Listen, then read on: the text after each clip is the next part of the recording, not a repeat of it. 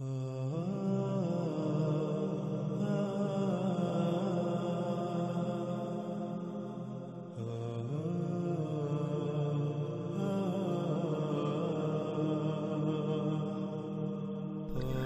رسول اللہ صلی اللہ علیہ وآلہ وسلم نے اس روایت میں جو بات بیان کی، جو راز ہمارے سامنے رکھے، وہ انتہائی دہلا دینے والے اور چونکا دینے والے ہیں اور آنکھیں کھول دینے والے ہیں۔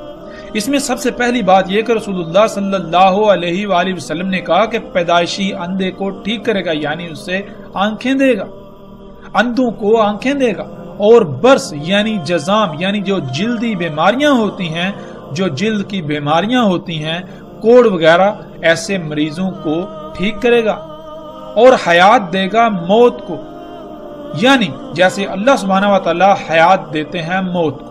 اللہ سبحانہ و تعالی نے قرآن میں کئی مقامات پر یہی الفاظ بیان کیے کہ اللہ حی کرتا ہے موت کو، اور اللہ کیسے حی کرتا ہے موت کو اللہ سبحانہ و تعالی قرآن میں بالکل واضح کرتے ہیں کہ اللہ سبحانہ و تعالی کہتے ہیں، اللہ سبحانہ و تعالی پانی کو نازل کرتا ہے، یعنی بارش برساتا ہے، اس بارش سے زمین حیات نکالتی ہے۔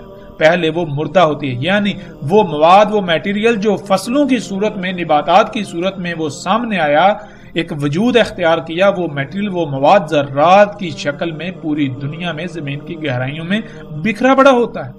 تو اس مواد کو، ان ذرات کو اللہ سبحانہ و تعالیٰ کیسے اکٹھا کرتے ہیں، نباتات کی صورت میں لاتے ہیں، حیات کرتے ہیں، پھر انہی نباتات سے جاندار اور انسان وغیرہ وجود میں آتے ہیں۔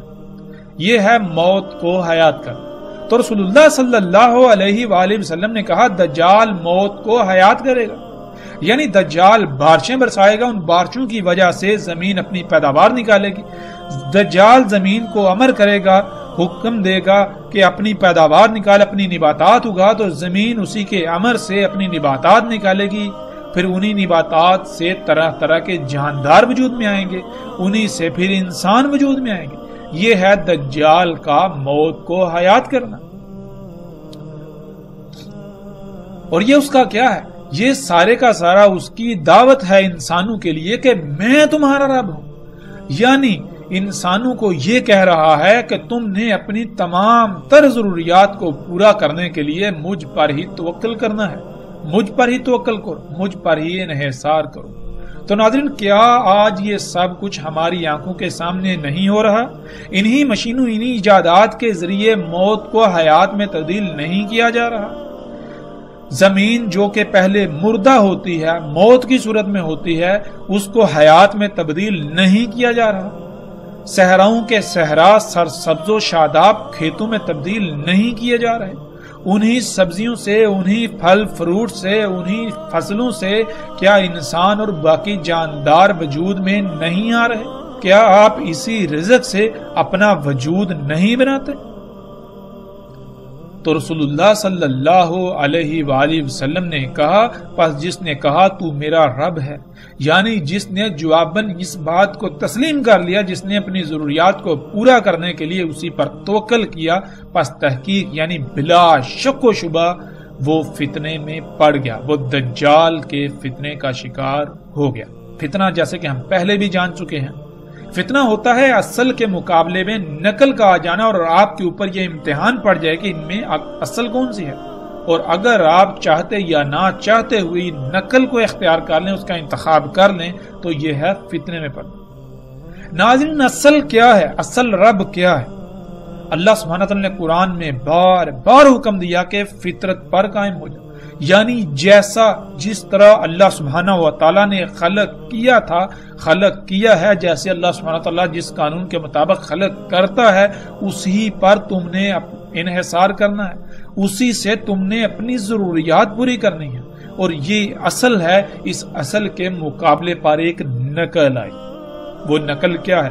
انسانوں کے اپنے ہی ہاتھوں سے خلق کردہ طرح طرح کی مخلوقات۔ ایک طرف اللہ اگاتا ہے، وہی فصل سال میں ایک بار ہوتی ہے، دوسری طرف انسان کی خلق کردہ فصل، ان مشینوں سے، ان ایجادات سے فصل جو خلق کی جاتی ہے وہ سارا سال ہوتی ہے۔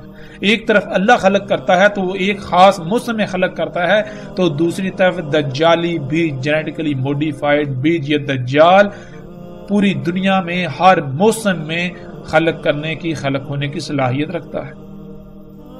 یہ ہے اصل کے مقابلے میں نقل، یہ ہے فتنہ۔ اب انسانوں کے اوپر یہ امتحان ہے کہ وہ اصل کو اختیار کریں یا پھر نقل۔ تو یہ دجال، یہ نقل اتنی خوشنما ہے کہ اصل کے مقابلے پر یہ اصل کو بھی نقل ثابت کر رہی ہے۔ تو انسانوں کی اکثریت اسی دجل کا، اسی دھوکے کا شکار ہو چکی ہے۔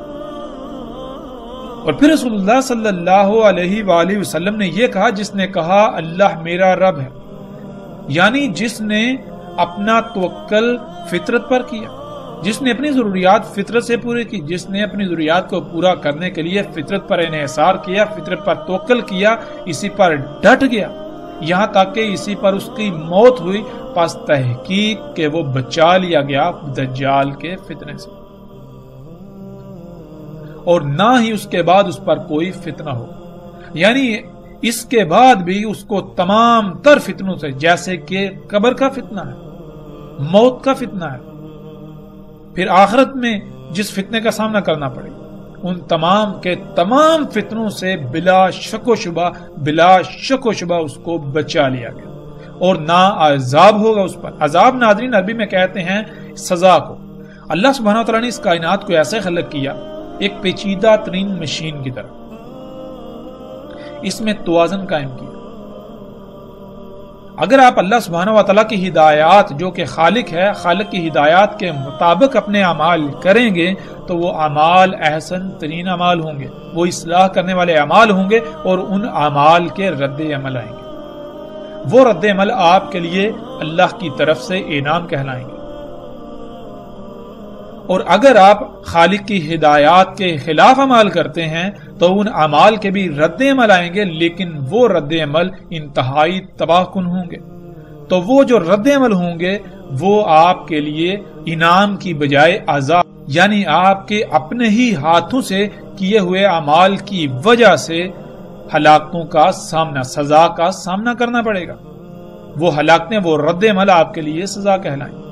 تو رسول اللہ صلی اللہ علیہ وآلہ وسلم نے کہا کہ ایسے شخص پر کوئی عذاب نہ ہوگا، یعنی کہ جب تک اس پر دجال کا فتنہ واضح نہیں تھا، وہ دجال کو اپنا رب بنائے ہوئے تھا، تو وہ بھی باقی انسانوں کی طرح انجانے میں فساد کر رہا تھا، ایسے عمل کر رہا تھا جس میں کائنات میں فساد ہو رہا تھا۔ تو جب اس کے اوپر دجال واضح ہو گیا، جب اس کے اوپر حقیقت کھل گئی، اس کے اوپر یہ فتنہ بالکل واضح ہو گیا کہ میں تو دجال کو رب بنا چکا ہوں، تو وہ بغیر کسی بہانے کے، بغیر کسی ہیلے حجت کے فوراً اللہ کی طرف پلٹا، فوراً اس نے اللہ سے رجوع کیا، فوراً وہ فطرت پر قائم ہوا، وہ اعمال کیے جس کا اللہ نے حکم دیا، یعنی دجال کی آگ کو اختیار کیا۔ تو اس پر جو پیچھے اس نے دجال کے فتنے کا شکار ہونے کی وجہ سے جو اعمال کیے تھے وہ سارے کے سارے بخش دیے جائیں گے، ان کا کوئی حساب کتاب، ان کے بارے میں کوئی پوچھ گچھ نہیں ہوگی۔ ناظرین، پھر آگے رسول اللہ صلی اللہ علیہ وآلہ وسلم نے کہا، پس دجال رہے گا زمین میں اس وقت تک جس وقت تک کہ اس کا رہنا اللہ کے قانون میں ہے، یعنی اللہ سبحانہ و تعالیٰ نے دجال کا زمین پر رہنا قانون میں کر دیا، اس کی مدت طے کر دی، تو جتنا اللہ کے قانون میں ہے اس وقت تک دجال زمین پر رہے گا۔ ناظرین، اب سوال یہ پیدا ہوتا ہے کہ اللہ سبحانہ و تعالیٰ نے قانون میں زمین پر دجال کا رہنا کتنا کیا؟ تو ساتھ ہی محمد رسول اللہ صلی اللہ علیہ وآلہ وسلم نے اس سوال کا بھی جواب دے دیا کہ آئیں گے عیسیٰ ابن مریم علیہ السلام مغرب سے پہلے، یعنی جب تک کہ عیسیٰ ابن مریم علیہ السلام نہیں آتے تب تک دجال زمین میں رہے گا، اور جب عیسیٰ ابن مریم علیہ السلام آ جائیں گے تو یہ دجال کے خاتمے کا وقت شروع ہو جائے گا۔ جب تک عیسیٰ ابن مریم علیہ السلام نہیں آتے تب تک دجال زمین میں رہے گا، اور عیسیٰ ابن مریم علیہ السلام کب آئیں گے اس کے بارے میں رسول اللہ صلی اللہ علیہ وآلہ وسلم نے کہا کہ مغرب سے پہلے۔ ناظرین، اس مغرب کا مطلب ہرگز یہ نہیں ہے کہ جس سے آج ہم فجر، ظہر، عصر، مغرب اور عشاء کہتے ہیں، نہیں، بلکہ یہ امت محمد کو جو یوم دیا گیا، جو آگے جا کر ہمارے اوپر بالکل واضح ہو جائے گا کہ اللہ سبحانہ وتعالی نے ہر امت کے لیے ایک ایک یوم کا تعین کیا تھا، ایک یوم کی مقدار 1000 سال۔ تو امت محمد کو جو یوم ملا اس کی مدت بھی 1000 سال تھی، لیکن پچھلی امتوں کا چھوڑا ہوا 500 سال بھی اس امت کو ملے، یوں اس امت کا مجموعی طور پر جو یوم بنا اس کی مدت بنتی ہے 1500 سال۔ ناظرین، یہ یوم امت کا یوم، پوری امت کے یوم کی بات ہو رہی ہے، نہ کہ کسی ایک فرد واحد کے یوم کی۔ فرد واحد کا یوم الگ ہے، امت کا یوم الگ ہے۔ اس پوری امت کا یوم بنتا ہے 1500 سال کا۔ تو اس 1500 سال کو اگر آپ 5 پر تقسیم کریں تو اس میں آپ کو 5 اوقات سامنے آئیں گے۔ ان میں سب سے پہلا وقت جو ہوگا وہ مغرب ہوگا، جو کہ آپ جانتے ہیں کہ اسلام میں دن کی ابتدا ہوتی ہے، یوم کی ابتدا ہوتی ہے مغرب سے، سورج کے غروب ہو جانے سے۔ سورج کا غروب ہو جانا یوم کا آخر ہوتا ہے، یوم کا اختتام ہوتا ہے۔ مغرب پہلا وقت، عشاء دوسرا وقت، فجر تیسرا وقت، ظہر چوتھا وقت اور عصر اس یوم کا 5واں اور آخری وقت ہے۔ تو عیسیٰ ابن مریم علیہ السلام عصر کے وقت آخر میں، جبکہ عصر کا وقت بھی ختم ہونے والا ہوگا، اس وقت آئیں گے گویا کہ اب مغرب ہونے ہی والی ہے، یعنی کہ یوم کا بالکل خاتمہ ہونے والا ہے۔ اس وقت عیسیٰ ابن مریم علیہ السلام آئیں گے۔ اور پھر رسول اللہ صلی اللہ علیہ وآلہ وسلم نے کہا کہ عیسیٰ ابن مریم علیہ السلام تصدیق کریں گے محمد علیہ السلام کے ساتھ، یعنی عیسیٰ ابن مریم علیہ السلام محمد رسول اللہ صلی اللہ علیہ وآلہ وسلم کی ہی تمام کی تمام باتوں کی تصدیق کریں گے، انہی ہی کی باتوں کے ساتھ، کہ جس کو آج تم اپنے لیے مسیحا سمجھتے ہو، یہ مسیحا نہیں ہے، یہ دجال ہے۔ دیکھو، محمد رسول اللہ صلی اللہ علیہ وآلہ وسلم نے آج سے 14 صدیاں قبل اس کو دجال کہا۔ آج جن اشیاء کو تم اپنے لیے مسیحا سمجھتے ہو، اپنے لیے فائدہ سمجھتے ہو، وہ تمہارے لیے فائدہ نہیں ہے، وہ تمہارے لیے مسیحا نہیں ہے، یہ سب دجال ہے، یہ سب دھوکہ ہے۔ تم اس دجل کا شکار ہو چکے ہو، تم نے اس کو اپنا رب بنا لیا ہوا ہے۔ اور جیسا کہ ہم نے شروع کی ایک ساتھ میں بھی رسول اللہ صلی اللہ علیہ وآلہ وسلم کے ان الفاظ کو سامنے لایا تھا کہ رسول اللہ صلی اللہ علیہ وآلہ وسلم نے کہا تھا کہ میں تمہیں دجال کے بارے میں سب کچھ بیان کر چکا، وہ جتنی بھی جیسی بھی جو بھی ایجادات ہوں گی، جو بھی واقعات ہوں گے، جو بھی حادثات ہوں گے، سب کے بارے میں تفصیل کے ساتھ ہر پہلو سے کھول کر بتا چکا۔ لیکن اس کے باوجود مجھے یہ یقین ہے کہ یہ ممکن ہی نہیں کہ وہ تمہاری عقلوں میں آ جائے، یعنی کہ تم اسے رب بنا لو گے۔ تم دجال کے بارے میں طرح طرح کی کہانیاں گڑھ کے دجال سے ہی غافل ہو جاؤ گے۔ دجال کی حقیقت کو پسے پش ڈالتے ہوئے دجال کو اپنا رب بنا لو گے، اور اس راز کو آ کر کھولیں گے واحد ایک ہی شخصیت، اور وہ کون ہوں گے؟ وہ عیسیٰ ابن مریم علیہ السلام آئیں گے۔ اور پھر رسول اللہ صلی اللہ علیہ وآلہ وسلم نے کہا کہ عیسیٰ ابن مریم علیہ السلام ہی ان کی ملت پر ہوں گے، یعنی رسول اللہ صلی اللہ علیہ وآلہ وسلم نے یہ بالکل واضح کر دیا کہ اس وقت دنیا میں واحد عیسیٰ ابن مریم علیہ السلام وہ شخصیت ہوں گے جو محمد علیہ السلام کی ملت پر ہوں گے، جو ابراہیم علیہ السلام کی ملت پر ہوں گے۔ پس قتل کریں گے دجال کو، پھر اس میں کچھ شک نہیں، جو ہے وہ ساتھ کا قیام ہے۔ یعنی رسول اللہ صلی اللہ علیہ وسلم نے پھر یہ بتایا کہ عیسیٰ ابن مریم علیہ السلام دجال کو قتل کریں گے۔ دجال کو قتل کرنا کیا ہے، آگے جا کر تفصیل کے ساتھ اس موضوع پر بات ہوگی آئندہ ایک ساتھ۔ لیکن جو آگے ہے وہ یہ ہے کہ رسول اللہ صلی اللہ علیہ وآلہ وسلم نے کہا کہ جب عیسیٰ ابن مریم علیہ السلام آ کر دجال کو قتل کر دیں گے تو اس کے بعد صرف ایک ہی شے باقی رہ جائے گی، وہ کیا ہے؟ وہ ہے سات کا قیام، یعنی دنیا میں انسانوں کا خاتمہ۔ ایک آخری عظیم زلزلہ آئے گا جو زلزلہ پوری دنیا کے تمام انسانوں کو اپنی لپیٹ میں لے لے گا۔ دنیا میں کوئی ایک انسان بھی نہیں بچے گا کہ جو اس زلزلے کی لپیٹ میں نہ آئے اور ہلاکت کا شکار نہ ہو۔ ناظرین، ویسے تو ہم عیسیٰ ابن مریم علیہ السلام پر جو اس امت میں آئیں گے تفصیل کے ساتھ آگے آئندہ ایک ساتھ میں اسی موضوع کے تحت بات کریں گے اور ہر لحاظ سے بات کریں گے، ایک ایک پہلو کو کھول کر بیان کریں گے۔ دجال کا قتل ہونا کیا ہے، عربی کا لفظ قتل ہے، قتل کا معنی کیا ہے، ہم اس کے اوپر تفصیل سے بات کریں گے۔ قتل کے معنی عموماً کسی کی جان لے لیے کے کر دیے جاتے ہیں، جو کہ بالکل غلط معنی ہے۔ قتال عربی میں کہتے ہیں لڑائی کرنے کو۔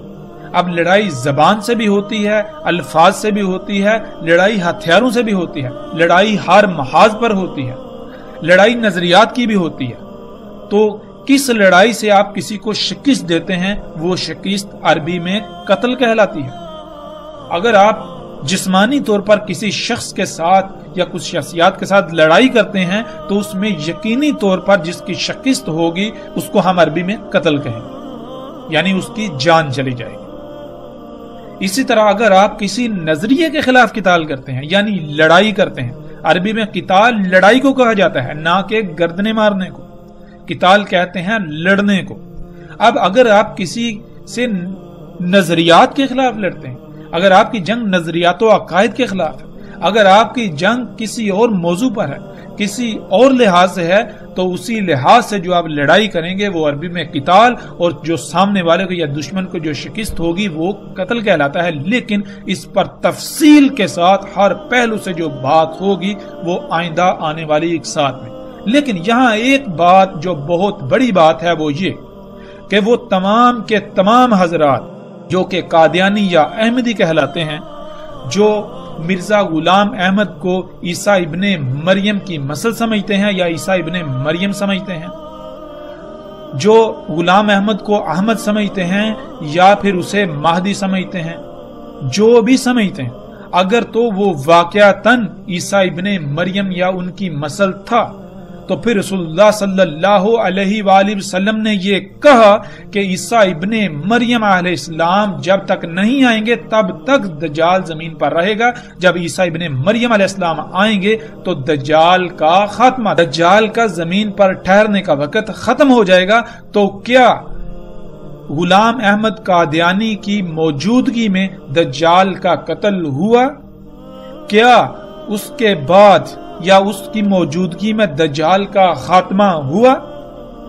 اگر بات کی جائے قادیانی حضرات کی، احمدی حضرات کی، غلام احمد کی، تو اس نے تو کہا تھا کہ دجال یہود و نصارہ کے علماء و پادریوں کا نام ہے۔ تو کیا ان یہود و نصارہ کے علماء و پادریوں کا خاتمہ ہو گیا؟ غلام احمد قادیانی کی موت ہوئے بھی دہائیاں گزر چکی، اس کے باوجود دجال تو ویسے کا ویسے موجود ہے۔ یعنی جس کو اس نے دجال قرار دے دیا، جس کو اس نے دجال کہا تھا کہ یہود و نصارہ کے علماء و پادری ہی دجال ہیں، اگر وہ دجال تھے، اگر غلام احمد قادیانی سچا تھا تو پھر یہ سب ختم ہو جانا چاہیے تھا۔ لیکن ہم دیکھتے ہیں کہ یہود و نصارہ کے پادری و علماء، ان کے جو ربی ہیں، وہ محمد رسول اللہ صلی اللہ علیہ وسلم کے وقت بھی موجود تھے، غلام احمد قادیانی کے وقت بھی موجود تھے اور آج بھی موجود ہیں۔ اور اگر یہی دجال تھے تو محمد علیہ السلام کو ان کے بارے میں کہتے ہوئے کوئی آر محسوس ہو رہی تھی، کیونکہ وہ تو اس وقت بھی موجود تھے۔ پھر دوسری بات، محمد رسول اللہ صلی اللہ علیہ وآلہ وسلم نے یہ کہا تھا کہ عیسیٰ ابن مریم علیہ السلام ان کی ملت پر ہوں گے اور اس کے علاوہ وہ ان کی تصدیق کریں گے انہی کے ساتھ۔ تو آپ غور و فکر کریں کہ کیا غلام احمد قادیانی نے کچھ ایسا کیا، کچھ ہٹ کر کیا؟ پھر رسول اللہ صلی اللہ علیہ وآلہ وسلم نے جو بات کہی کہ عیسیٰ ابن مریم کے بعد جو ہوگا وہ کیا ہے؟ وہ ہے سات کا قیام، یعنی دنیا میں انسانوں کا خاتمہ، صرف وہ ہوگا۔ تو اب ہم ناظرین جب غور و فکر کریں، دیکھیں تو غلام احمد قادیانی کے وفات کے بعد، اس کی موت کے بعد، اس کی موت کو دہائیاں گزر چکی، اس کے موت کے بعد بھی بڑے بڑے عوامل وقوع پذیر ہو رہے ہیں۔ اگر غلام احمد قادیانی سچا تھا تو اس کی موت کے بعد جو جو عوامل وقوع پذیر آج ہو رہے ہیں وہ ان کے بارے میں بتا کر جاتا، جیسے محمد علیہ السلام نے ایک ایک بات کو تفصیل کے ساتھ بیان کیا۔ اور اگر وہ سچا تھا تو اب تک تو سات کا قیام بھی ہو جانا چاہیے تھا، لیکن کیا ہے کہ ابھی تک تو سات کا قیام بھی نہیں ہوا۔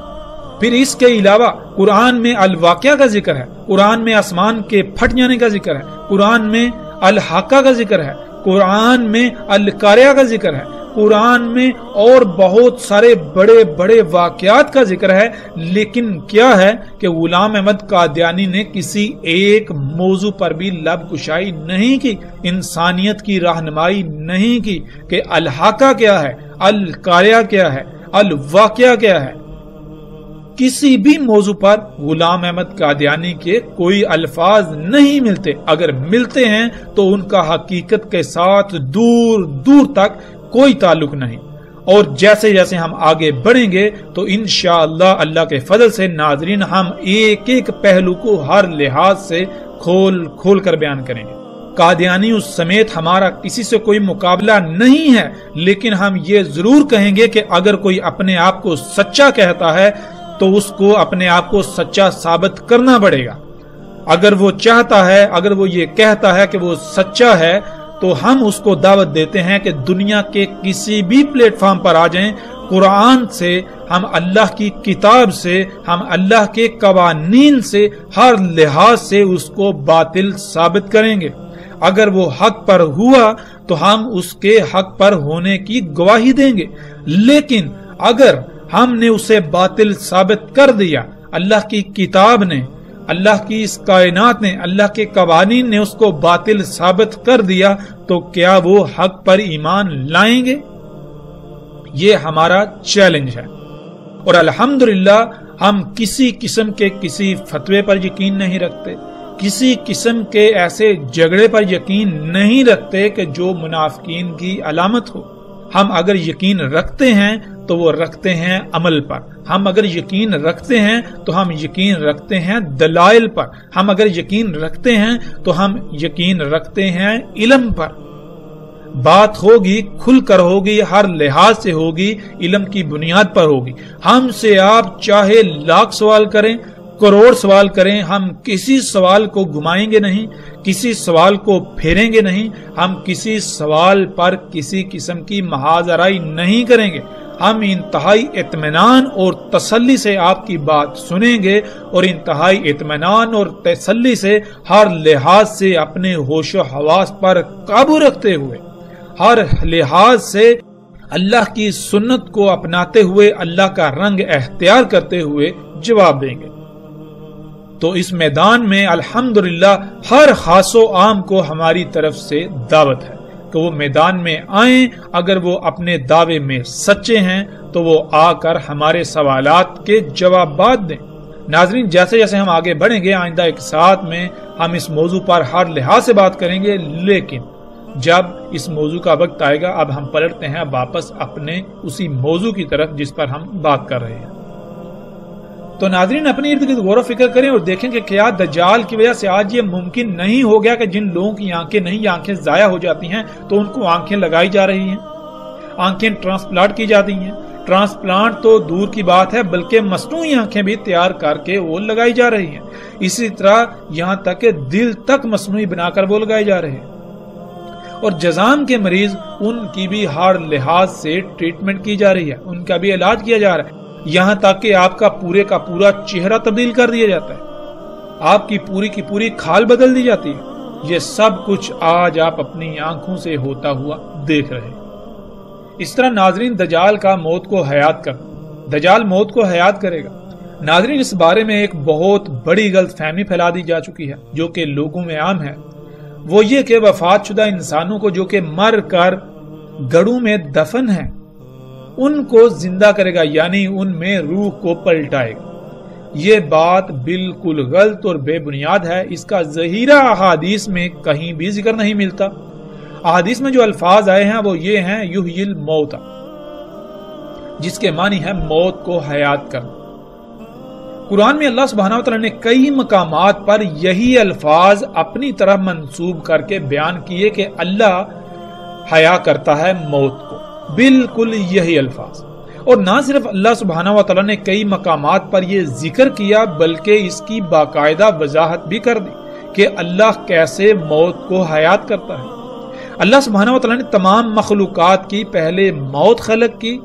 موت کہتے ہیں چھوٹے چھوٹے ذرات کی شکل میں اس مواد کو جس مواد سے شے وجود میں لائی جاتی ہے۔ اور اللہ سبحانہ وتعالی نے انسانوں کو بھی کہا کہ پہلے تم اموات تھے، پھر تمہیں حیات کیا، پھر اموات ہو جاؤ گے، اس کے بعد پھر زمین سے نکال کھڑا کیا جائے گا۔ اور اللہ سبحانہ وتعالی نے بہت ہی تفصیل سے بتا دیا کہ اللہ کیسے موت کو حیات کرتا ہے۔ اللہ سبحانہ وتعالی نے قرآن کے کئی مقامات پر کہا کہ اللہ آسمان سے پانی برساتا ہے، اس پانی سے زمین سے نباتات اگتی ہیں، یعنی مردہ زمین کو حیات ملتی ہے، پھر ان نباتات سے انسانوں سمیت مختلف جاندار مخلوقات وجود میں آتی ہیں۔ ناظرین، پچھلی ایک ساتھ میں اس کی مکمل تفصیل گزر چکی۔ بالکل اسی طرح دجال بھی موت کو حیات کرے گا، یعنی وہ بارشیں برسا کر نباتات اگائے گا۔ وہ طرح طرح کی اشیاء سے، ادویات سے، کیمیکل سے، کھادوں سے زمین سے نباتات اگائے گا۔ ان نباتات سے مخلوقات وجود میں آئیں گی، انہی سے انسان بھی وجود میں آئیں گے۔ اور یہ آج سب کچھ ہماری آنکھوں کے سامنے ہو رہا ہے، اور یہ سب کچھ اسی ٹیکنالوجی سے، انہی ایجادات سے ممکن ہوا جن ایجادات کو انسان اپنے لیے مسیحا یعنی فائدہ مند سمجھتا ہے، اپنے لیے سہولتیں اور آسائشیں اور آسانیاں سمجھتا ہے۔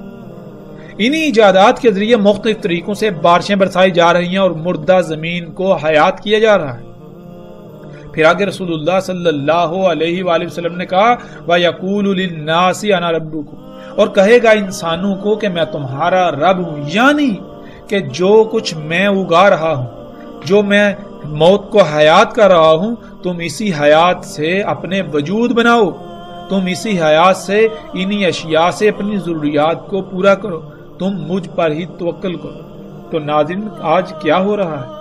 آج آپ اپنی ہی ذات میں غور و فکر کریں، اپنے ارد گرد غور و فکر کریں، اپنے ارد گرد دیکھیں کہ آپ نے کس کو رب بنایا ہوا ہے۔ کیا آپ اپنی ضروریات فطرت سے پوری کر رہے ہیں، اللہ پر توکل کر رہے ہیں، فطرت پر توکل کر رہے ہیں، یا پھر آپ اپنی ضروریات کے لیے انہی مشینوں، انہی ایجادات پر توکل کرتے ہیں، انہی سے اپنی ضروریات پوری کرتے ہیں؟ ذرا غور تو کیجئے کہ آپ دجال کو رب نہیں بنا چکے؟ ناظرین، وہ کون سی شے ہے جو آج آپ کو آپ کی تمام تر ضروریات خلق کر کے مہیا کر رہی ہے؟ ایک طرف اللہ ہے کہ جس نے فطرت، یہ مشین، یہ نظام بنا دیا کہ جس ذریعے سے تمہاری ضروریات خلق ہوں اور تم ان ضروریات سے اپنی زندگی گزارو، ان سے اپنی ضروریات پوری کرو۔ اور دوسری طرف یہ مشینیں ہیں انسان کے اپنے ہی ہاتھوں سے خلق کرنا، جن مشینوں کے ذریعے انسان کے لیے اس کی ضروریات خلق کی جا رہی ہیں۔ تو آپ کس پر انحصار کر رہے ہیں؟ کس کی خلق کردہ ضروریات سے، کس کی خلق کردہ اشیاء سے اپنی ضروریات کو پورا کر رہے ہیں؟ کس پر انحصار کر رہے ہیں؟ جس پر آپ انحصار کر رہے ہیں وہی تو آپ کا رب کہلائے گا۔ زبان سے آپ بے شک لاکھ اللہ کو اپنا رب کہیں، لیکن آپ کی مثال بالکل اس شخص کی سی ہوگی جو کہ رسول اللہ صلی اللہ علیہ وآلہ وسلم کی موجودگی میں ایک شخص آتا ہے، کعبے کے غلاف کو پکڑ کر جھنجھوڑتا ہے اور کہتا ہے یا رب یا رب، اور رسول اللہ صلی اللہ علیہ وآلہ وسلم اس کو دیکھ کر، اس کی حالت کو دیکھ کر کہ اتنی دور سے آیا ہوا ہے، کپڑے اس کے دھول مٹی سے اٹکے ہوئے ہیں، تھکاوٹ سے چور ہے، اس کے باوجود یہ کہتے ہیں کہ اللہ کیسے اس کی دعا کو قبول کر لے۔ اس نے جو پہنا ہوا ہے وہ حرام کا، یعنی وہ پہنا ہوا ہے جس کی اللہ نے اجازت ہی نہیں، اس کی خوراک، اس کا رزق وہ جس کی اللہ نے اجازت ہی نہیں دی، تو اللہ اس کی دعا کیسے قبول کر لے؟ یعنی عملاً تو اس نے رب کسی اور کو بنایا ہوا ہے، شیطان کو بنایا ہوا ہے اور یہ دعائیں اللہ سے مانگ رہا ہے، تو اللہ اس کی دعائیں کیسے قبول کرے گا؟ اللہ تو تب اس کی دعائیں و حاجات پوری کرے گا، دعائیں قبول کرے گا جب یہ اپنے آپ کو اللہ کا محتاج بنائے گا، جب یہ اللہ کو اپنا رب بنائے گا۔ لیکن اس کا معاملہ کیا ہے؟ یہ زبان سے تو اللہ کو اپنا رب کہہ رہا ہے، لیکن عملاً اس نے شیطان کو اپنا رب بنایا ہوا۔ بالکل اسی طرح ناظرین آج دنیا میں اکثریت کی مثال ہے کہ وہ زبان سے تو کہتے ہیں اللہ ہمارا رب ہے، لیکن عملاً انہوں نے اللہ کی بجائے انہی مشینوں کو اپنا رب بنایا ہوا ہے، انہی ایجادات کو اپنا رب بنایا ہوا ہے۔ ناظرین یہ ایک ایسی اٹل حقیقت ہے کہ جس کو آج آپ اپنی آنکھوں سے دیکھ رہے ہیں، آپ چاہ کر جٹلانے کے باوجود بھی نہیں جٹلا سکتے۔ اس کے باوجود اگر آپ اس کا انکار کرتے ہیں، اس سے آنکھیں بند کرتے ہیں، تو جان لیجئے کہ اس کا نقصان کسی اور کو نہیں، اس کا نقصان آپ کی اپنی ہی ذات کو ہوگا، یہ نقصان آپ کا اپنا ہی ہوگا۔ یہ دنیا میں جو آپ کو مدت دی گئی، جو وقت آپ کے لیے متعین کیا گیا، یہ انتہائی محدود ہے۔ تھوڑا غور تو کریں، جو زندگی آپ کی پیچھے گزر گئی کیا اس کا کوئی حساب کتاب ہے؟ تو آگے ہو سکتا ہے ایک لمحہ ہو یا وہ بھی نہ ہو، آگے ہو سکتا ہے ایک مہینہ، ایک سال ہو، وہ بھی نہ ہو، آگے ہو سکتا ہے ایک دہائی ہو، اور وہ بھی گزر جانی ہے، بالکل اس طرح جیسے پچھلی زندگی آپ نے گزار لی۔ لیکن اگر آپ نے آج حق کو اپنی آنکھوں سے دیکھنے کے باوجود اپنی آنکھیں بند کر لیں، تو پھر بعد میں سوائے پچھتاوے کے کچھ نہیں رہے گا، کیونکہ یہی دنیا، یہی زمین وہی جہنم ہے جس کا آپ سے وعدہ کیا گیا ہے۔ یہ جہنم کیسے بنے گی؟ آپ کے انہی اعمال سے، جن اعمال کی وجہ سے آپ نے اس کو اتنا فساد زدہ کر دیا کہ اب یہ زلزلے، یہ طوفان، یہ بیماریاں، یہ تباہیاں دن بدن بڑھتی چلی جائیں گی، درجہ حرارت دن بدن بڑھتا چلا جائے گا۔ اور تصور کریں جب یہ سب بڑھتا ہی چلا جائے، اس میں کوئی رکاوٹ پیدا نہ ہو، تو زمین کے حالات کیا ہوں گے؟ اس پر بھی ہم آگے جا کر تفصیل سے بات کریں گے، اور یہ زمین یہی جہنم ہوگی۔ رسول اللہ صلی اللہ علیہ وآلہ وسلم نے کہا، اور تمہیں علم ہونا چاہیے کہ اللہ عز و جل بے عیب ہے، وہ بالکل صحیح ہے، ہرگز عور نہیں ہے۔ یعنی اللہ جو بھی خلق کرتا ہے اس میں کوئی عیب نہیں ہوتا، ہر لحاظ سے مکمل اور بے عیب خلق کرتا ہے، اور وہ محتاج نہیں ہے۔ اور اس میں کچھ شک نہیں کہ دجال عور ہوگا، یعنی ہر وہ شے جو عیب دار ہوگی، جس میں عیوب ہوں گے، جو نامکمل ہوگی، وہ دجال ہوگا۔ دجال عیب دار ہوگا، وہ جو بھی کرے گا اس میں عیوب، خامیاں لازمی ہوں گی۔ دیکھنے کا آلہ ممسوح ہوگا، درمیان اس کے دیکھنے کے آلات کے کتب ہوگا کافر۔ پہچان لے گا اسے ہر مومن، خواہ وہ لکھنا جانتا ہو یا نہ جانتا ہو۔ ناظرین اس روایت میں جو الفاظ استعمال ہوئے ہیں، ان الفاظ کا جاننا بہت ضروری ہے، کیونکہ جب تک ہم ان الفاظ کو نہیں سمجھیں گے، نہیں جانیں گے، تب تک ہم اس روایت کو نہیں سمجھ سکیں گے۔ تب تک ہم اس روایت میں رسول اللہ صلی اللہ علیہ وآلہ وسلم نے ہماری کیا رہنمائی کی، ہم اسے نہیں جان سکیں گے۔ اس روایت کے بارے میں ایک بہت بڑی غلط فہمی عام کر دی گئی، لوگوں میں پھیلا دی گئی، جو ہر خاص و عام کی زبان پر ہے، زبان زد عام ہے، وہ یہ کہ اس روایت کا جو ترجمہ کیا جاتا ہے وہ یہ کیا جاتا ہے کہ جان لو اللہ عز و جل صحیح ہے، وہ کانا نہیں ہے، وہ ایک آنکھ والا نہیں ہے، اور دجال جو ہے وہ ایک آنکھ والا ہوگا۔ یعنی عور لفظ کے اس میں جو لفظ استعمال ہوا ہے عور، اس کا ترجمہ کیا جاتا ہے کانا، ایک آنکھ والا، حالانکہ حقیقت بالکل نہیں۔ پیچھے ہم کئی مقامات پر یہ بات واضح کر چکے کہ عربی دنیا کی واحد ایسی زبان ہے جس کا ترجمہ کرنا ناممکن ہے۔ دنیا میں کوئی بھی ایسی زبان نہیں ہے جس کو عربی کے متبادل کے طور پر پیش کیا جا سکے۔ جب ایسی کوئی زبان موجود ہی نہیں ہے، ایسی کوئی زبان اپنا وجود رکھتی ہی نہیں ہے، تو یہ کیسے ممکن ہے کہ عربی کا ترجمہ کیا جا سکے؟ ترجمہ تو کہتے ہیں ایک زبان کا کسی دوسری زبان میں متبادل کو۔ جب متبادل موجود ہی نہیں تو ترجمہ کیسے کیا جا سکتا ہے؟ لیکن ناظرین اب ہم آتے ہیں واپس اپنے موضوع کی طرف، وہ یہ کہ اس روایت کا جو آج تک ترجمہ کیا جاتا رہا، جو لوگوں میں بات پھیلا دی گئی، جو عام کر دی گئی، جو ہر شخص کی زبان پر ہے، جس کی وجہ سے اکثریت نے گمراہی کا سودا کیا، دجال کو پہچاننے سے قاصر رہے، حق سے دور رہے، وہ یہ کہ اس کا ترجمہ کیا جاتا ہے کہ اللہ کانا نہیں ہے، اللہ ایک آنکھ والا نہیں ہے، دجال کانا ہوگا، ایک آنکھ والا ہوگا۔ تو ناظرین، کیا اس کا مطلب یہ ہے کہ اللہ کی دو آنکھیں ہیں، بالکل اسی طرح جیسے انسان کی دو آنکھیں ہوتی ہیں؟ ناظرین، سب سے پہلا سوال تو یہاں پیدا ہوتا ہے کہ کیا ہم اللہ سبحانہ و تعالیٰ کو اس دنیا کی زندگی میں، اس دنیا میں دیکھ سکتے ہیں؟ جب ہم اللہ کو اس دنیا میں دیکھ ہی نہیں سکتے تو پھر یہ کیسے ہم کہہ سکتے ہیں کہ اللہ کی دو آنکھیں ہیں یا اللہ ایک آنکھ والا نہیں ہوگا؟ جب ہم اللہ کو دیکھ ہی نہیں سکتے، اس دنیا میں اللہ کو دیکھ ہی نہیں سکتے، اللہ اس دنیا میں ہمارے سامنے آ ہی نہیں سکتا، ہمارا دماغ اس کا احاطہ ہی نہیں کر سکتا، ہمارا دماغ اس کا تصور بھی نہیں کر سکتا، تو پھر کوئی بھی ہو، اس کی ایک آنکھ تو کیا دو بھی ہوں، بے شک چار آنکھیں ہوں، جتنی بھی ہوں، وہ اللہ کیسے ہو سکتا ہے؟ تو پھر یہ کہنا کہ تمہارا رب جو ہے وہ دو آنکھوں والا ہے اور دجال ایک آنکھ والا ہوگا، یہ بات بالکل بے معنی، بے وقت ہو جاتی ہے۔ جب ہم اس دنیا میں اللہ کو دیکھ ہی نہیں سکتے تو کوئی بھی آ جائے، کوئی بھی آ جائے، جیسا جی چاہے آ جائے، وہ اللہ نہیں ہو سکتا۔ تو پھر یہ کہنا کہ اللہ دو آنکھوں والا ہے، اللہ ایک آنکھ والا نہیں اور دجال ایک آنکھ والا ہوگا، یہ بات بالکل بے معنی، انتہائی بے وقوفانہ اور انتہائی جاہلانہ۔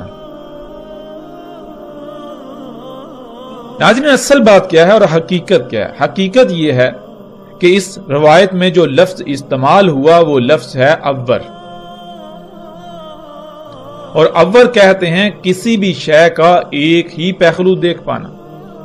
اللہ سبحانہ و تعالیٰ نے قرآن میں واضح یہ کہا کہ اللہ سبحانہ و تعالیٰ نے ہر شے کا اس سے جوڑا خلق کیا، ہر شے کے دو پہلو ہیں۔ اللہ عز و جل جو ہے وہ صحیح ہے، اس کے لیے عور ہونا نہیں ہے۔ مطلب کیا ہے کہ اللہ سبحانہ و تعالیٰ جو کچھ بھی خلق کرتا ہے وہ دونوں پہلوں سے مکمل خلق کرتا ہے، وہ جو کچھ بھی خلق کرتا ہے وہ بے عیب خلق کرتا ہے، اس کی ہر شے میں حمد ہی حمد ہوتی ہے، لیکن دجال عور ہوگا، یعنی وہ سب کا سب دجال ہوگا جو ایک پہلو سے تو مکمل نظر آئے گا لیکن دوسرے پہلو سے نامکمل ہوگا، یعنی جس میں سائیڈ ایفیکٹس ہوں گے۔ اور اسی طرح دجال جو بھی خلق کرے گا وہ ایک ہی پہلو دیکھ پائے گا، ایک ہی پہلو سے دیکھ کر مکمل خلق کر پائے گا، دوسرے پہلو سے یکسر نامکمل خلق ہوگی۔ وہ خلق، وہ شے، جو شے بھی وجود میں آئے گی اس میں عیوب ہوں گے، اس میں خامیاں ہوں گی، اس میں کجیاں ہوں گی، اس میں کوتاہیاں ہوں گی، اس میں لاپرواہیاں ہوں گی، وہ شے دونوں پہلوں سے مکمل نہیں ہوگی۔ اور ناظرین، جیسے جیسے ہم آگے بڑھیں گے، اور پیچھے بھی ہم یہ بات کر چکے پچھلی اقساط میں کہ رسول اللہ صلی اللہ علیہ وآلہ وسلم نے یہ کہا تھا کہ میں تمہیں دجال کے بارے میں ایک ایسی بات بتا رہا ہوں کہ جو میرے علاوہ کسی نبی نے اپنی قوم کو، اپنی امت کو نہیں بتائی۔ وہ کیا ہے؟ وہ یہی کہ دجال کی پہچان کے لیے تمہارے لیے جو میں رہنمائی کر رہا ہوں تمہاری، وہ یہ ہے کہ دجال عور ہوگا اور اللہ عز و جل عور نہیں ہے۔ اور انتہائی افسوس اور دکھ کی بات یہ ہے کہ وہ شے، وہ بات جس سے دجال کو پہچانا جا سکتا تھا، اسی کو چھپا دیا گیا۔ ان علماء دجال نے، اس طبقے نے جو اپنے آپ کو علماء کہلاتا ہے، انہوں نے دجال کی پہچان کے اوپر ہی پردہ ڈال دیا۔ جس شے سے، جس بات سے دجال کو جانا جا سکتا تھا، پہچانا جا سکتا تھا، اس کے اوپر ہی پردہ ڈال دیا۔ وہ جو ایک منفرد بات جو رسول اللہ صلی اللہ علیہ وآلہ وسلم نے باقی انبیاء سے ہٹ کر اپنی امت کو، اپنی قوم کو بتائی، اس بات کے اوپر ایسے پردہ ڈال دیا گیا کہ کوئی بھی دجال کو نہ پہچان سکا۔ یوں اکثریت نے گمراہی کا سودا کیا اور دجال کو اپنا رب بنا بیٹھے۔ تو اس بات کا اس کا ذمہ دار کون سا طبقہ اس کا ذمہ دار ہے؟ مثال کے طور پر آج ناظرین ہم غور کریں، جتنی بھی مشینیں ہیں، آپ ان مشینوں کی بات کر لیں، ان مشینوں کی مثال لے لیں، ان کو سامنے رکھ لیں جنہیں آپ گاڑیاں کہتے ہیں۔ جب یہ گاڑیاں وجود میں آئیں تو بڑے بڑے دعوے کیے گئے کہ اب ہم انتہائی تیز رفتاری سے انتہائی پرسکون اور آرام دہ طریقے سے سفر کریں گے، ہمیں سفر میں کسی قسم کی کوئی مشکل پیش نہیں آئے گی، کسی قسم کی مصیبت کا مشکل کا سامنا نہیں کرنا پڑے گا۔ یہ سواری کے ذرائع بہت زبردست ذرائع ہیں، احسن ترین ذرائع ہیں، لیکن حقیقت کیا نکلی؟ جب انسان نے ان سواری کے ذرائع کو خلق کیا، یہ سواری کے ذرائع وجود میں آئے، یہ سواری کے ذرائع دیکھنے میں تو انتہائی شاندار ہیں، عالی شان ہیں، بہترین نظر آتے ہیں، آسان ترین نظر آتے ہیں، ان سے سہولت و آسانی انتہا درجے کی حاصل ہوتی ہے، لیکن حقیقت کیا ہے؟ اس کا دوسرا پہلو وہ کوئی بھی نہ دیکھ سکا، اس کا دوسرا پہلو کسی کے سامنے ہی نہ آیا۔ جب ان کو خلق کیا گیا تو ان کو ایک پہلو دے کر خلق کیا گیا، دوسرے پہلو سے انسان یکسر غافل رہا، بالکل اندھا رہا۔ اور دوسرا پہلو کیا ہے؟ وہ آج سامنے آیا جب انہی سواری کے ذرائع سے خارج ہونے والی طرح طرح کی زہریلی گیسوں، جنہیں ہم دھواں کہتے ہیں، اس نے پوری دنیا کی فضا کو اپنی لپیٹ میں لے لیا۔ پوری دنیا کی فضا، یہ جو پہلا آسمان ہے جس میں ہم سانس لیتے ہیں، یہ ان طرح طرح کی زہریلی گیسوں سے بھر چکا، جس سے طرح طرح کی مصیبتیں، بیماریاں، تکالیف کا پوری دنیا کے انسانوں کو سامنا کرنا پڑ رہا ہے۔ پوری دنیا میں لاکھوں نہیں بلکہ ہر سال کروڑوں کی تعداد میں انسان انہی دھوئیں کی وجہ سے، انہی طرح طرح کی زہریلی گیسوں کی وجہ سے موت کا شکار ہو رہے ہیں۔ کوئی ایک شخص بھی ایسا آپ کو نہیں ملے گا ان معاشروں کا رہنے والا کہ جو اس دھوئیں سے متاثر نہ ہو، جو کسی نہ کسی بیماری کا شکار نہ ہو اسی دھوئیں کی وجہ سے۔ لیکن اس کے مقابلے میں ناظرین، اللہ سبحانہ وتعالی نے انسان کی ضرورت، انسان کی اس حاجت کے لیے سواری کے ذرائع خلق کی۔ وہ کون سے ہیں؟ وہ ذرائع جنہیں ہم گھوڑا، گدھا، اونٹ وغیرہ کے نام سے جانتے ہیں۔ اللہ سبحانہ وتعالی نے وہ ہماری ضرورت کے لیے خلق کی۔ بلا شک و شبہ ان ذرائع کی رفتار انسان کے خلق کردہ ذرائع سے کئی گنا کم ہے، وہ سست رفتار ہیں، لیکن وہ دونوں لحاظ سے مکمل، احسن اور پرفیکٹ ہیں، ان میں کسی قسم کا کوئی عیب نہیں۔ وہ سواری کے ذرائع اگر خرب خرب سال بھی استعمال کیے جائیں تو اس دنیا میں ایک رائی برابر بھی کوئی خامی، کوئی کجی، کوئی کوتاہی نہیں ہوگی، اس میں رائی برابر بھی کوئی عیب پیدا نہیں ہوگا، اس میں کسی قسم کا کوئی فساد نہیں ہوگا۔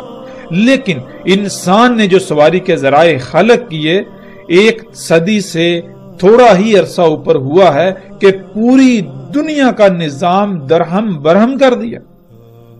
تمام کی تمام مخلوقات کو طرح طرح کے مصائب و تکالیف کا سامنا کرنا پڑ رہا ہے انہی سواری کے ذرائع کی وجہ سے۔